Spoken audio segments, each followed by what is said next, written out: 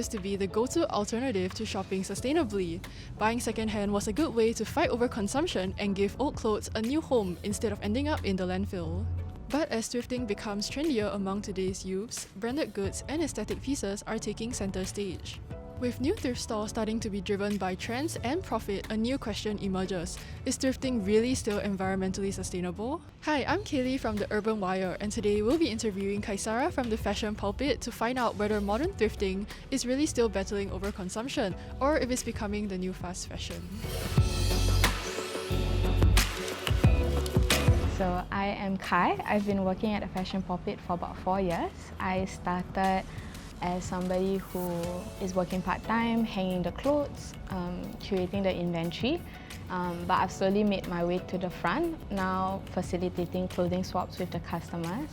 And the Fashion Pulpit is a circular fashion hub, and we aim to reduce textile waste through clothes swapping, thrifting, upcycling, and also education. But now we've also grown into a place where we also support other brands whose values align with ours. And yeah, that's who we are. Hi, I'm Janice, and I'm currently studying in NUS, studying environmental studies. And I am a person who loves to thrift. Since young, I've been quite passionate about conserving our environment, and I feel like shopping retail, it has a lot of negative impacts, not just for environmentally, but also social impacts. I feel that it is a very sustainable way to buy clothes without adding more waste to the environment. So what people do is that they can bring in their clothes. On our end, we will just quality check the items. We see if it's in good condition, so items with no stains, holes, broken zippers. If everything is okay, we will assign points to each piece based on style, type, brand, and quality. These kind of like accumulated points that you've earned, you can then use to swap out and exchange for what we have inside the store. And then we run on a membership system. The different memberships determine how long you can swap for and how many items you can bring in. So for example, we have like a 1 day, 3 months, 6 months, and 1 year. Yeah.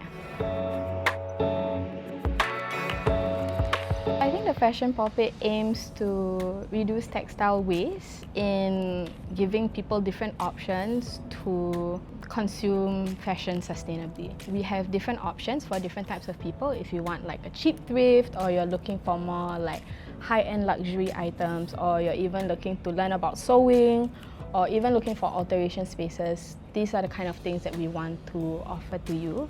We also want customers to hopefully learn a lot more just by being here, by seeing what kind of different things are available to you, and for them to consume more slowly. Being sustainable is to be mindful with our choices, to be mindful with our consumption. I feel that what is most important is your mindset towards your clothes. You can reutilize your clothes multiple times instead of buying and trying it once and just buying more again. It really depends on what the community brings to us. We don't curate it that well. We only put a lot of effort into quality checking the item. Items with no brands are also accepted as long as it is in good condition.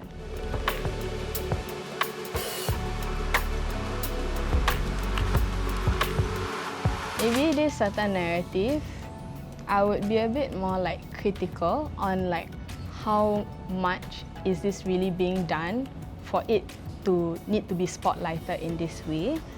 Because already not enough people are shopping secondhand. Yeah, I look at our storeroom and it's just full of clothes. And people are not buying at the rate they are giving away. Yeah, and this is also like a problem for secondhand businesses lah. Yeah, with like no space, right? And then we need to pay rent for these clothes that take up a lot of space. I think this diverts the attention to people who are really responsible for overproducing and mass producing these clothes, which I think it's on fast fashion companies lah. They are the ones who are really making and pushing these sales, even to the extent of like creating micro trends so that people buy. And then if things don't sell, they don't necessarily give it away. Some of them even just toss it straight. Yes, I agree that the thrift scene helps with sustainability efforts because they help to redistribute the excess amount of clothes that have already been produced. I don't think that thrifting is helping to conserve our limited resources in this of we are going for second-hand clothes and not adding more waste to the environment. The number one thing that we should focus on is to use what we only need and not take more than what we need. With thrift stores, they help provide different options to different people to then choose sustainability over, or to choose second-hand over first-hand. I think that with these kind of options more convenient and accessible to people who are like in their neighborhoods, people are more likely to choose the better option. It does help in terms of environmental impact, but I feel like the mindsets of the people should change first so that naturally these kind of sustainable actions will follow.